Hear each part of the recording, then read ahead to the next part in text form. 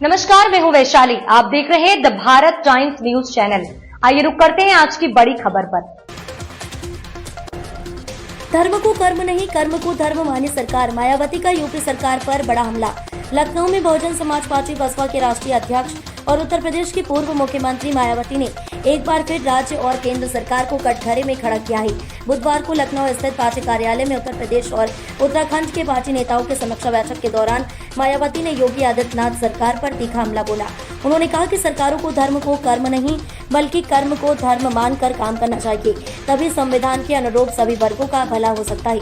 उनका इशारा साफ था कि मौजूदा सरकारें धर्म के नाम पर राजनीति कर रही हैं, जबकि जनता के बुनियादी मुद्दों की अनदेखी की जा रही है। सरकार कुछ खास वर्गों और इलाकों के लिए समर्पित। मायावती का आरोप है कि मायावती ने कहा कि योगी सरकार भी सपा की पिछली सरकार की राह पर चल रही है, जो केवल कुछ क्षेत्रों और वर्गों की ही प्राथमिकता देती नजर आ रही है। उन्होंने आरोप लगाया कि सरकार का रवैया पक्षपातपूर्ण है और यह पूरे राज्य के संतुलित विकास के विरुद्ध है। उन्होंने पार्टी नेताओं को संबोधित करते हुए कहा, यूपी और उत्तराखंड सरकारें संवैधानिक दायित्वों का पालन करें, न कि किसी एक धर्म या वर्ग विशेष के लिए कार्य करें। अंबेडकर जयंती की राजनीति पर भी बोला हमला।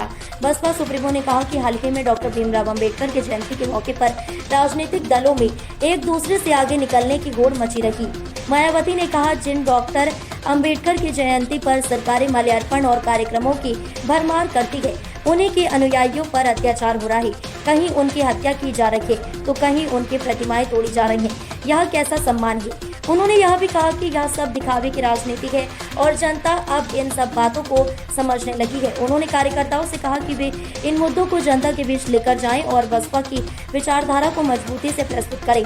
संगठन की समीक्षा और दिशा निर्देशों की प्रगति रिपोर्ट ली। बैठक के दौरान मायावती ने 2 मार्च को दिए गए दिशा निर्देशों की प्रगति रिपोर्ट भी पार्टी नेताओं से ली। उन्होंने उत्तर प्रदेश और उत्तराखंड की यूनिट से विस्तार से रिपोर्ट ली और आने वाले समय में होने वाले चुनावों की रणनीति पर भी चर्चा की।